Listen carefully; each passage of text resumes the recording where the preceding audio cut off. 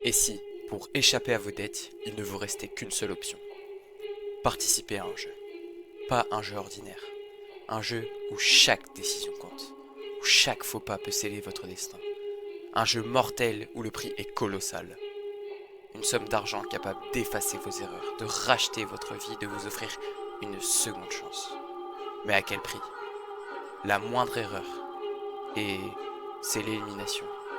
Mais pas une simple élimination. La mort.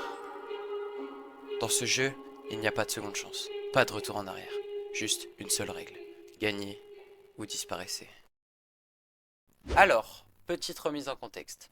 Tout commence dans la vie d'un personnage nommé Song Ji-hoon. Ce mec aime l'argent. Il aime beaucoup, genre vraiment.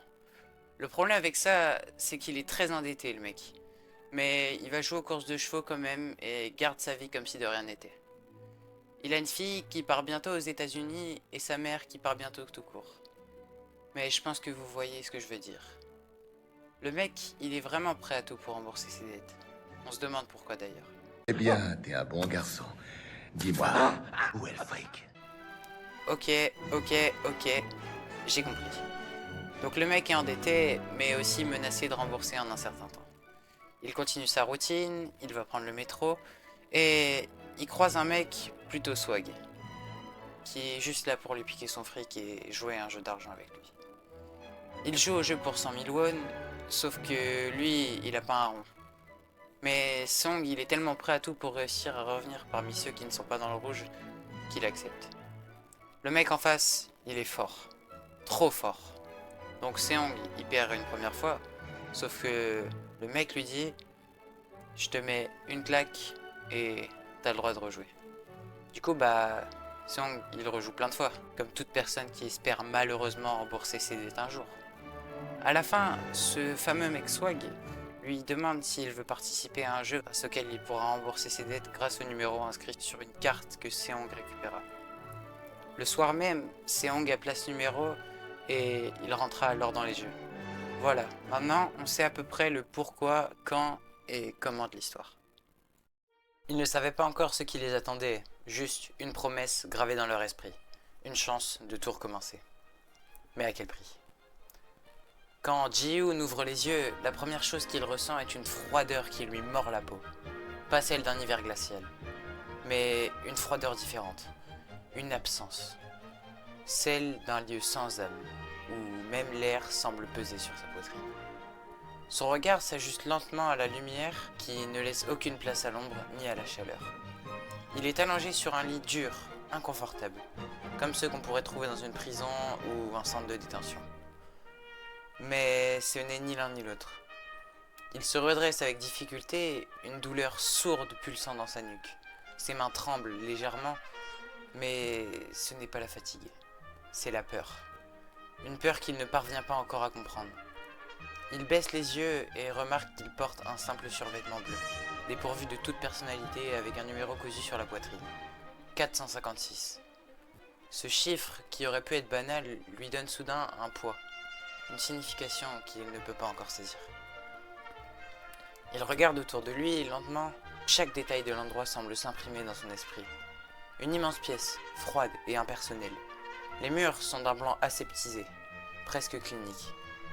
Des centaines de lits superposés sont alignés de façon rigoureuse, comme si tout avait été calculé.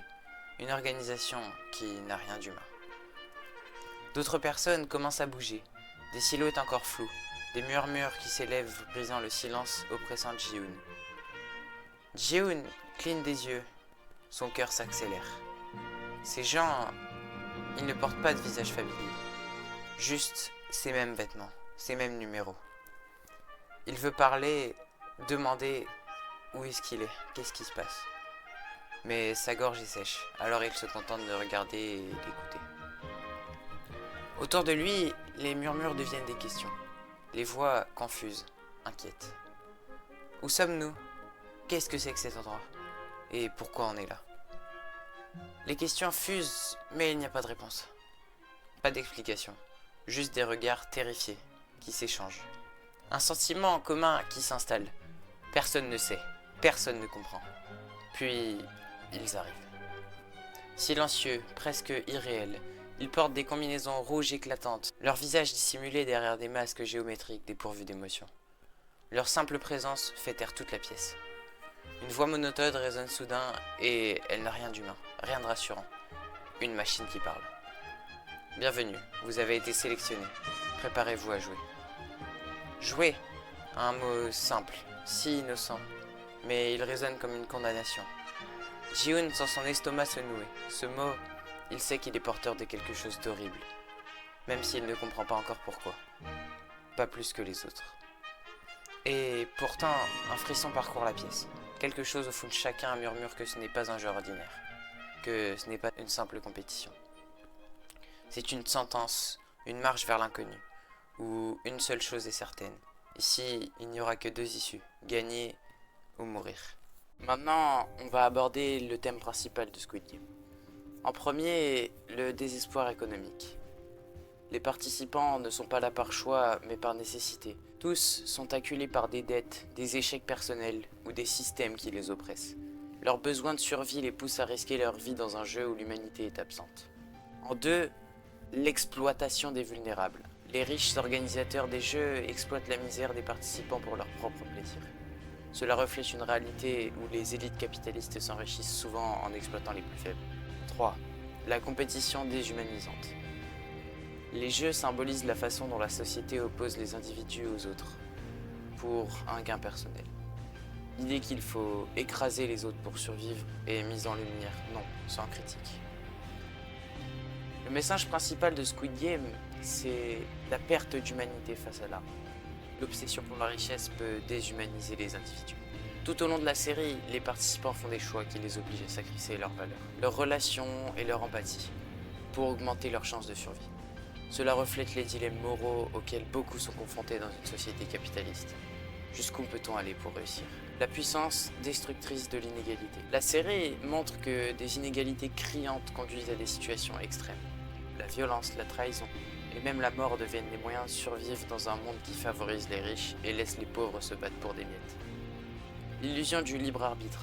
Bien que les participants aient accepté de jouer, la série souligne qu'ils n'avaient en réalité pas de véritable choix. Leur consentement est biaisé par leur situation désespérée, reflétant une critique de l'idée de liberté individuelle dans un système oppressif. La richesse ne résout pas tout. La fin montre que même ceux qui gagnent, comme Ji-hoon notamment, ne sortent pas indemnes de cette expérience.